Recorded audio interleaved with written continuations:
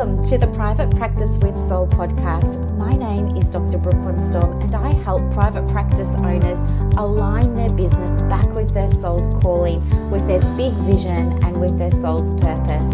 Unlike other private practice coaches, I've traveled the world in search of spiritual resources, spiritual tools, education and information so that you can have the transformation that your soul desires and needs so that you can up-level your business.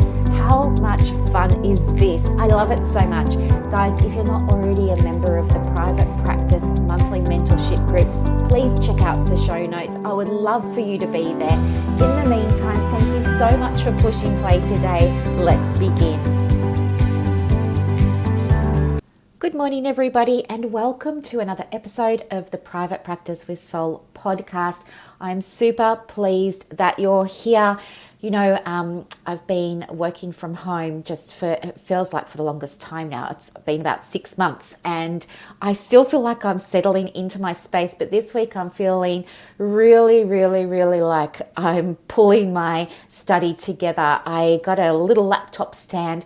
I've got my rose gold MacBook Air up on that, and it's got space underneath. And so what I've been able to do is put my selenite, my quartz, my apatite, that's not my hunger, that's the name of a stone that I really love at the moment, my optical calcite. What else have I got? Oh, of course, I've got my garnet, my rose quartz and my amethyst. So they're all set up there. And then I've got all these beautiful little tea light candle holders. They're about the size of a really big grapefruit, almost the size of a small cantaloupe or melon. And I've got one in rose quartz and 2 or 3 in selenite, and they're sort of dotted around my desk, and it's just the nicest space to be in at the moment. I'm really loving being in my space. And I've got on my desk as well, I have a rose quartz slab that has a crystal grid on it that's for abundance. And in the middle of that, I've got a great big clear quartz flame, which I think to describe it, if you haven't seen a quartz flame before, it kind of reminds me of the very top of the swirl of ice cream, you know, a soft serve ice cream when it comes out of the top. It sort of twists around like that very gently, but it's beautiful. And on that, I've got, of course, the Herkimer diamonds and my topaz and pyrite and citrine and jade around the outside of that. And that's right near my door to allow abundance to come in through the door. Next to that, I have all my planetarium postcards, which are going out to people in my group this week, but they don't know that yet. So that's a nice surprise for them on their way. And I just thought it'd be nice to send them a little message because it's COVID, and I know lots of people in my group are in Victoria at the moment, really struggling. So I just thought it might be nice to surprise them with just, you know, thinking of you sort of postcard. So I've got that. And then I've got a few decks of my tarot cards because in my group on Sundays, I do a little card reading for them if they would like that.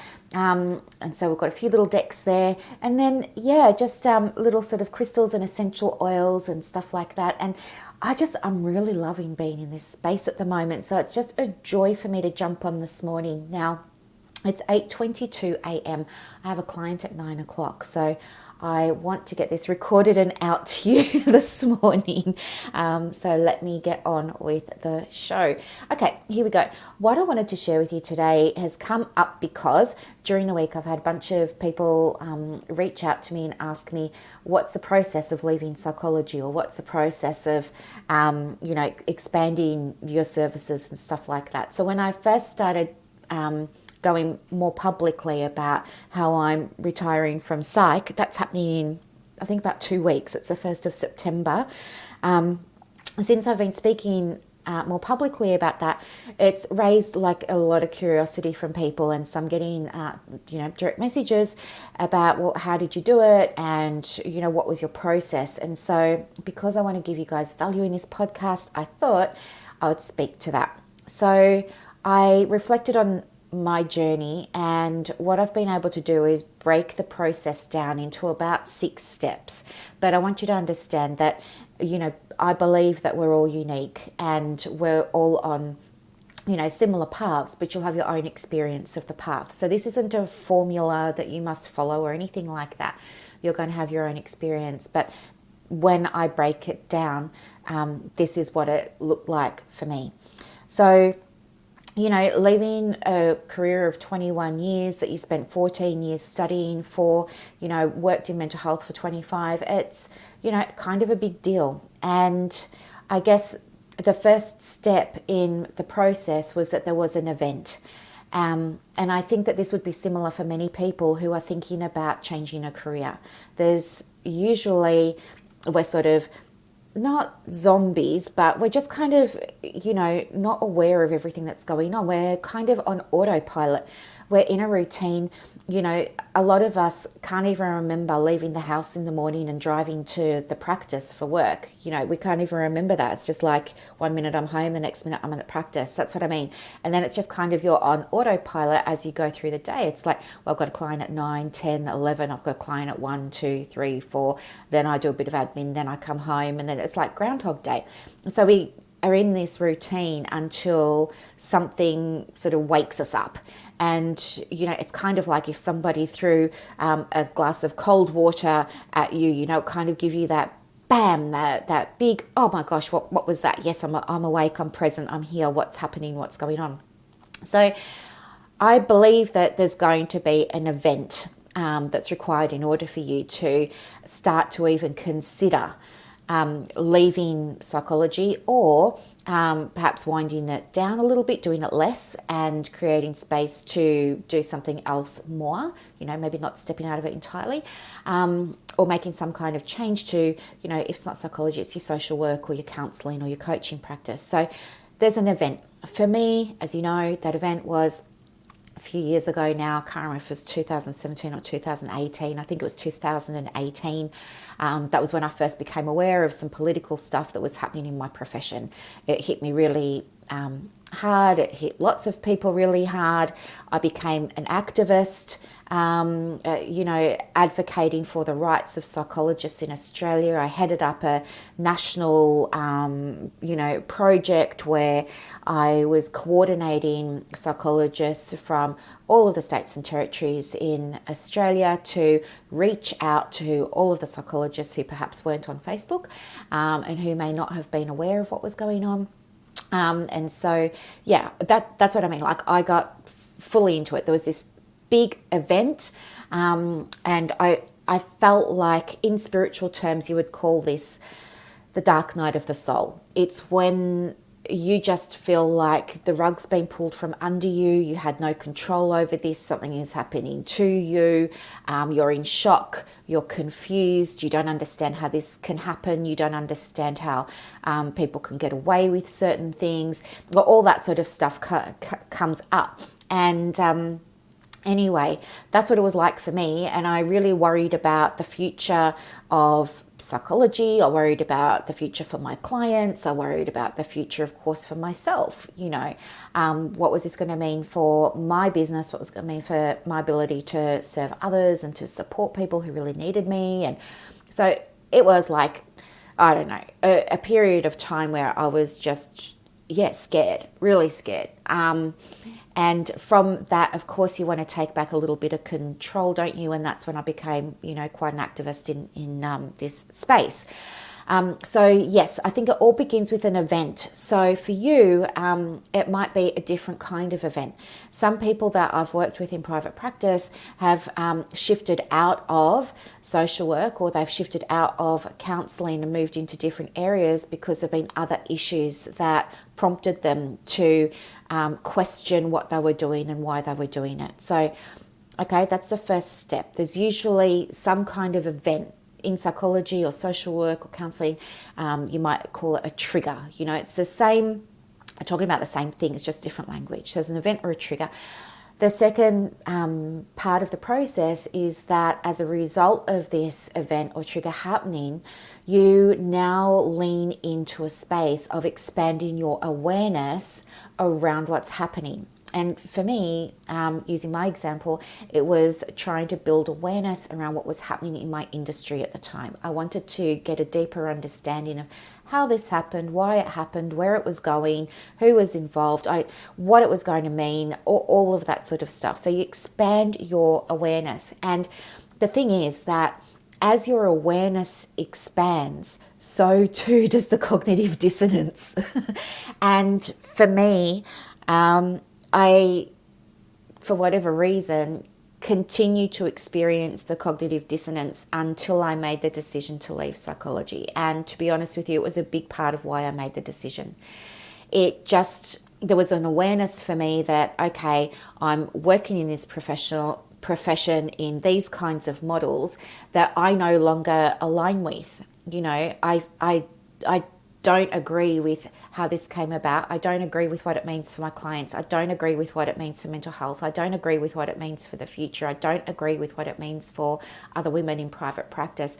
Yet I was still working in the system. So what was happening was each day, week, month that was passing, it was becoming harder and harder and harder for me to show up, because I felt like, the word hypocritical is coming to my mind. It was like, I felt like it was just wrong for me to still be showing up in that space. And over time, that sense of wrongness, that sense of being out of alignment with what was true and meaningful to me, grew bigger and bigger and bigger, and it just became, the discomfort just increased.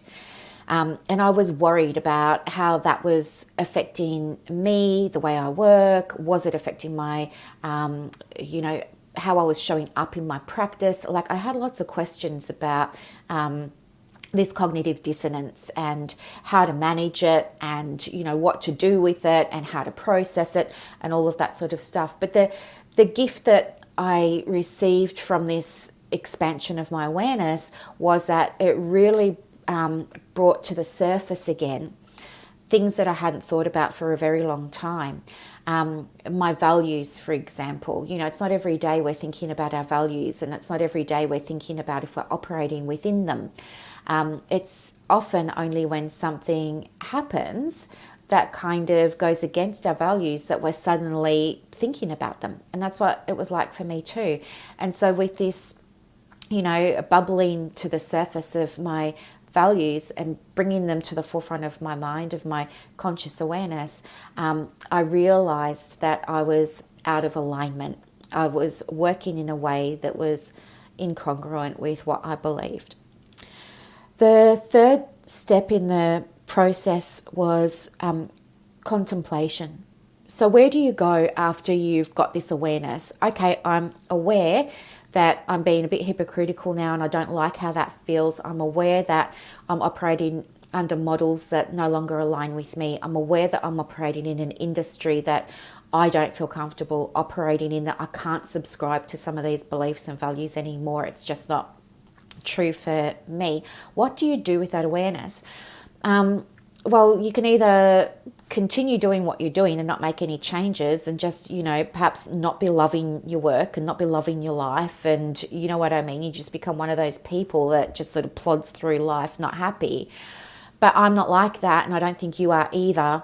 And so you kind of sit with that awareness for a little while, and then you start thinking to yourself, I wonder if, and it's that, journal prompt. I wonder if I took this action, what would happen? I wonder if, things will get better if I do nothing. I wonder if, and so I use that journal prompt, I wonder if, just to deepen my awareness around what could be possible for me in the practice. And so that was really, really, really important to me as well. From those journal prompts, what happened was I told myself, I wonder if it is safe for me to leave psychology. I wonder if it's safe for me.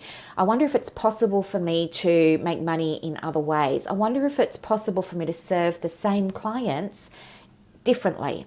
I wonder if it's possible to still affect change for people and still facilitate their own transformations without leaning into psychology, but by leaning into something else.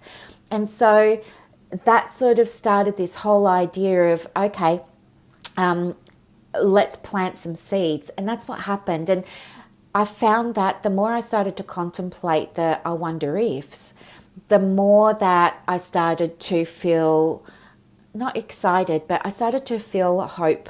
I started to feel like there was possibility. I started to feel like there was potential. I started to feel like there were other pathways that were open to me. Okay. So from that contemplation and through leaning into journaling back then, the next stage, of course, was preparation, preparing to take that next step. So it's okay to have the ideas and to be thinking, I wonder if it could work. And yeah, maybe it can. But there's a leap that you've got to make between, thinking about something and doing something. And part of that bridge, if you like, is preparing.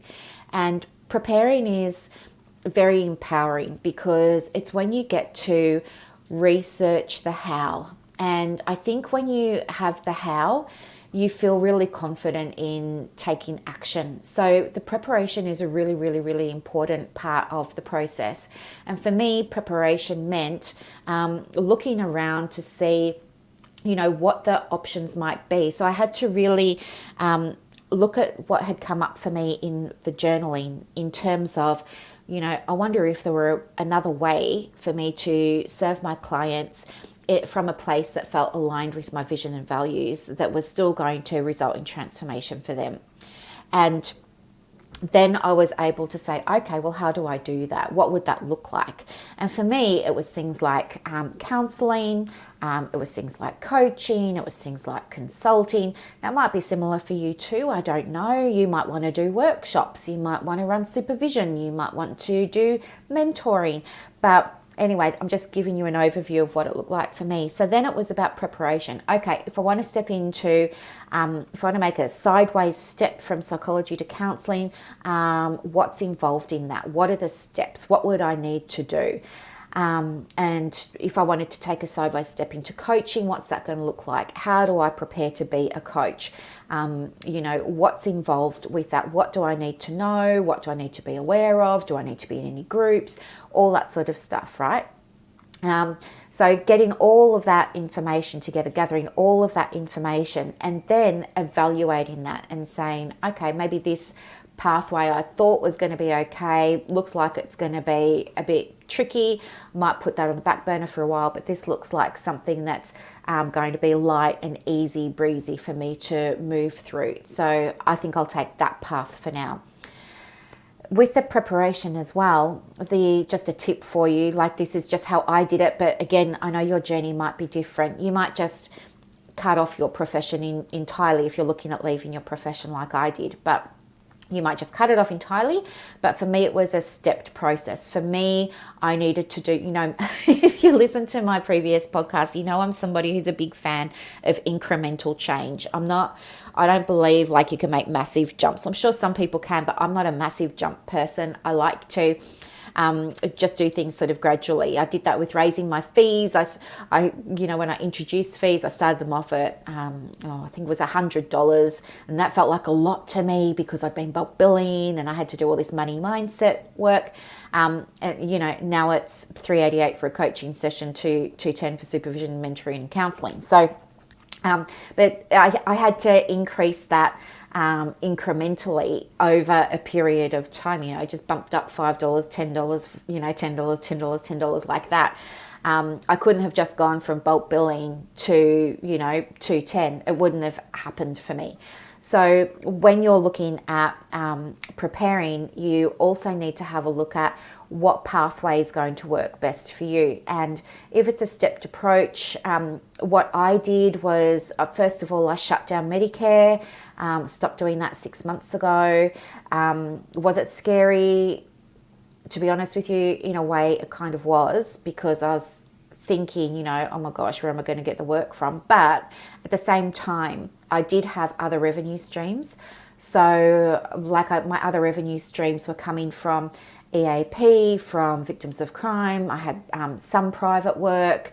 I had tenders, things like that.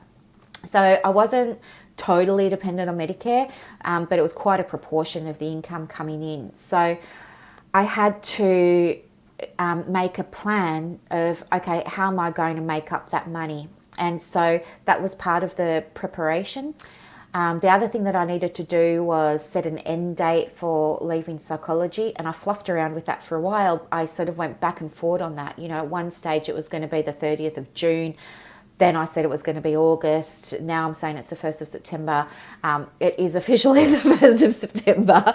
But I've just been honest with you. Like, I flip-flopped on it for a little while because I guess there was still some stuff that was coming up. People, I think, are well-intentioned. They always want to give you advice. And if they catch you in a vulnerable moment, you kind of question what you're doing. That happened for me. But anyway, I've anchored back into my why. But with your preparation, you want to start thinking about how you're going to make this work. If you're somebody who just wants to take fast action and cut things off, do that.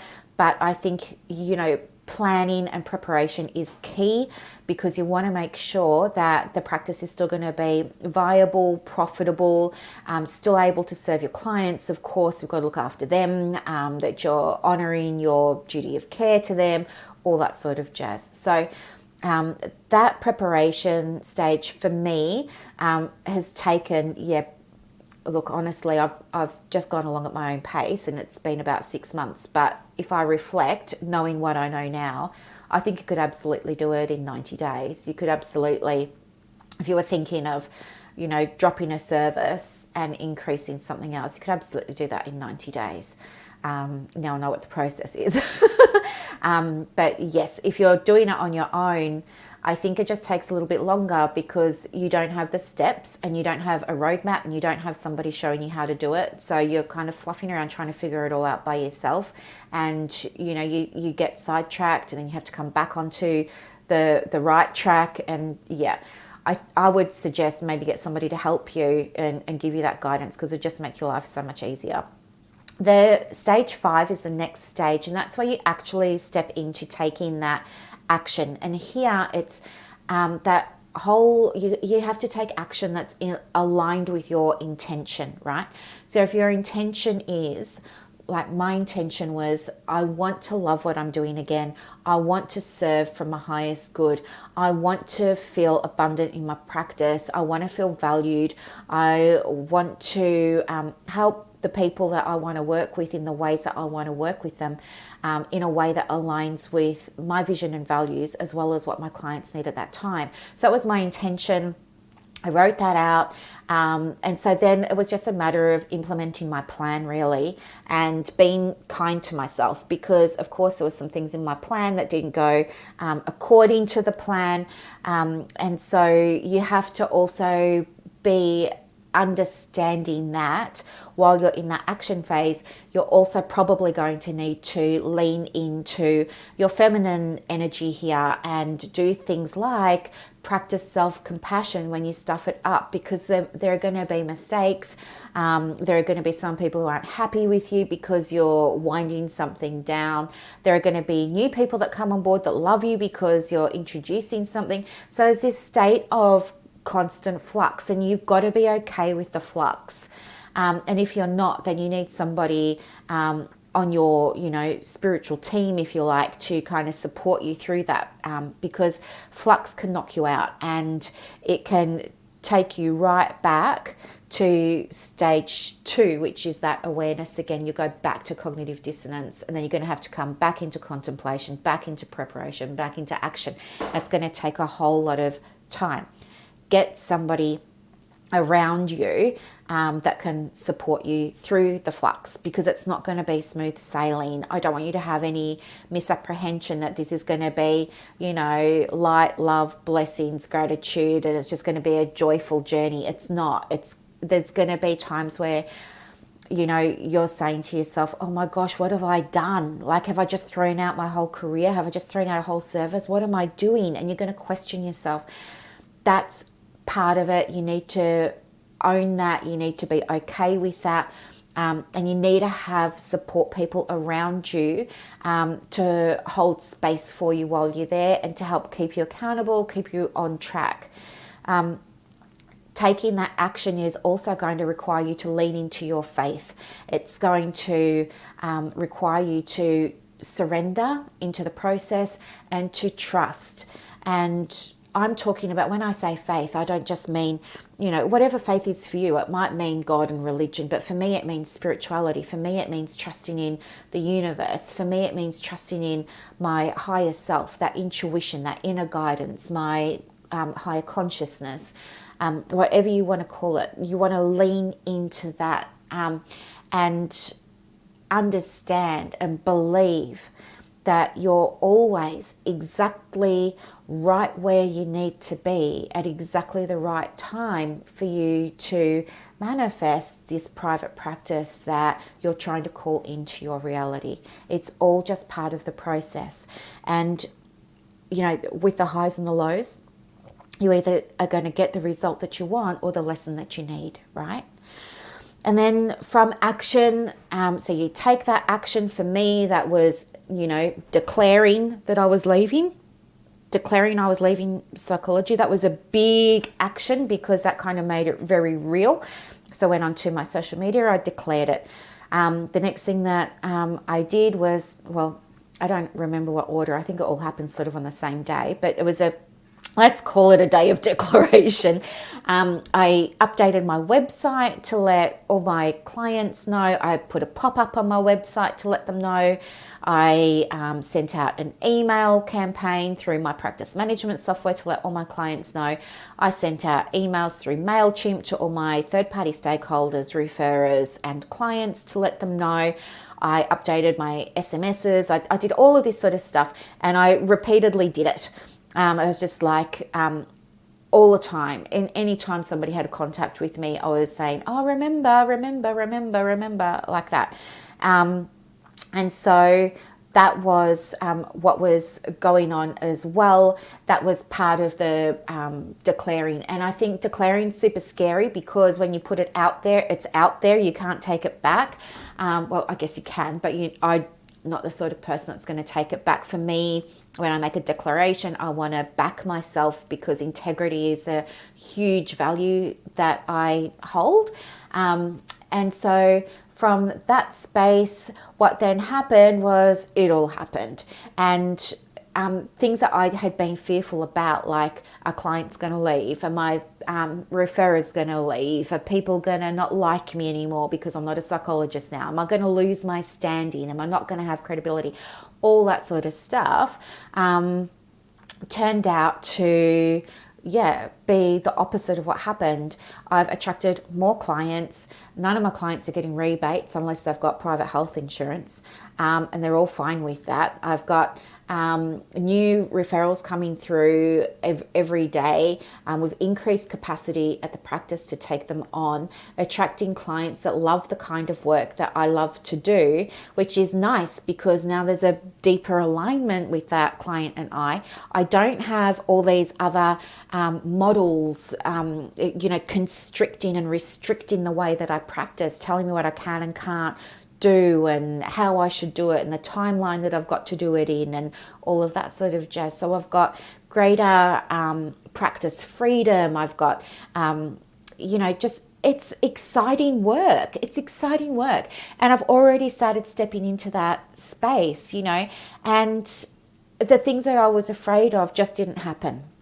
And so what I know now is that that fear was really just, I guess, my ego and my masculine drive just sort of saying to me, hey, these things might happen. You should look at, how we're going to mitigate these. So I'm really thankful that I had those fears because it did allow me to be aware of perhaps what may go wrong and plan for that and put contingencies in place. And so the final stage of the 6 stages of changing your private practice is, true alignment. And that's what I've got right now. I've got this true alignment and I have already started working in the practice. So we changed the name. It was called All Psyched Up. So a few years ago, about 4 years ago now, the practice had name change. We did this whole rebrand and it was called All Psyched Up. The practice was in a very different space then.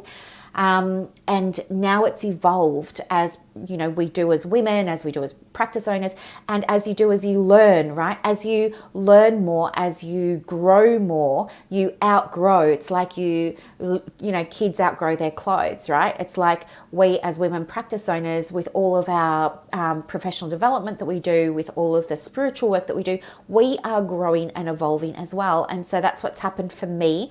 And so now my practice is called Soul Sessions Online, and it's called that because I want to have those soul-led, soul-driven, soul-based connections with my clients, where we get to talk about this deeper work, where we get to do the deeper work, where we get to use tools that can support women who are going through change. Maybe, and this is my thing, soul sessions for me links back to the event that caused me to have this change. Right? And for me, that was an event that was beyond my control. It was something that was thrust upon me. I felt lost. I didn't know what to do. I'm out of the forest now, and it's all good. But now Soul Sessions is all about meeting women who might be in that space now for themselves. Something's happened to them that they weren't expecting, that's beyond their control. They feel it's beyond their control. They feel it's happened to them. Maybe their partner has left, and maybe they've just been made redundant. It doesn't matter what it is. Something's happened and they're feeling really lost. They're the women that I want to be working with now, and they're the ones, and they have a curiosity. They're curious about what alignment is. They're curious about journaling. They're curious about their higher self. They're curious about developing their intuition. They want to know more. They're open to learning. They're coachable. They're open to being guided and counseled about all of this sort of stuff. So that's what Soul Sessions is. And because I've really enjoyed taking my practice entirely online, Soul Sessions is going to be entirely online. And guess what? Every single one of my clients, every single one of them has transferred to online. Isn't that? Look, if you're looking for confirmation, there it is right there. And so now what's happened is I have transitioned the practice entirely online to the new business now, maintained a full caseload, and my clients aren't with Medicare, they're not with work cover, they're not with TAC, they're not with victims of crime, right? They're nearly all private clients. How's that? Anyway, so stage 6 is this true alignment. It's this actualization of your dream private practice. It's you stepping into it. It's really happened. It's no longer an idea. It's really happened. You are living that alignment of your vision, your values. There's a sense of peace, joy, freedom, balance. You can be creative. You can still have your to-do list. You wake up in the morning, you're excited to wake up. You're not going, oh my gosh, how am I going to do it today? You look at the diary and you see, there are 4, 5 or 6 clients in the diary, and you feel deep connections with all of them, and you're super excited to hear about their journey and where they're at and helping them and guiding them. And it's just, the time flies because you're having so much fun in a way. Like, you're lit up, you're in your zone. For me, I get so excited when I'm helping people have the transformation, when I'm on a Zoom call and they have that light bulb moment, their whole face changes and their body language changes and they exhale and they're like, oh my gosh, that's energizing for me. I want to be energized by my work. And this is what alignment looks like for me in my practice. So I've shared with you now what for me were the 6 stages of, creating that alignment in my private practice. It was stage 1 was having that event or the big trigger. Stage 2 was raising my conscious awareness, about alignment and my values. Stage 3 was contemplation, thinking about the future. What could it look like? I wonder if, just opening my mind up. That's all I was doing. Stage 4 was I landed on a path that I wanted to take, and then I had to plan to make it happen. Stage 5 was taking that aligned action, taking that inspired action, trusting in the process, leaning into my faith around the universe having my back, around it being okay to take the leap and the net will appear. And then stage 6 was experiencing that sense of true alignment, of abundance, of gratitude, appreciation, joy, right? So perhaps if you're looking at exiting psychology too, as I know a bunch of you are, you're who I'm speaking to, or if you're looking at maybe scaling back a service that you offer in your practice because you want to try and, it's no longer aligned with you. And so now you're looking at, okay, what do I do if I do scale that back? This is the process. Okay, and this is exactly the thing that I help people with all the time. And you can have this process in 90 days or less. Absolutely you can. Absolutely you can. And I can help you do that. And if you want me to help you do that, just reach out. Okay. The other thing too is I also have a group that we can all support you if you want to go through these 6 stages as well. So anyway, that's the podcast for today. I just wanted to be completely transparent, show you what the journey can look like. Understanding, of course, that everybody's journey is going to be a little bit different, but I just wanted to give you an insight as to a behind the scenes of what kind of goes on when you make a huge transition to bring your practice from a state of misalignment to a state of true alignment. Okay? How cool is this? All right, now it is 8:54. I've got to get this baby published and then jump on my 9 o'clock Zoom call with my beautiful client. I hope you all have a beautiful day, guys. Don't forget to let me know what your biggest takeaway was and leave me a review if you loved it. Have a great day. Bye, guys.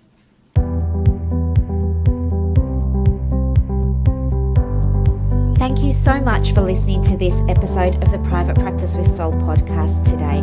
If you're looking for clarity, if you need help with branding, your processes, and bringing everything into alignment with your soul's purpose for your private practice, head to the show notes and click the link for more information about the Private Practice Monthly Mentorship Group. You are going to love it. I can't wait to see you in there. Thanks so much for listening. Bye.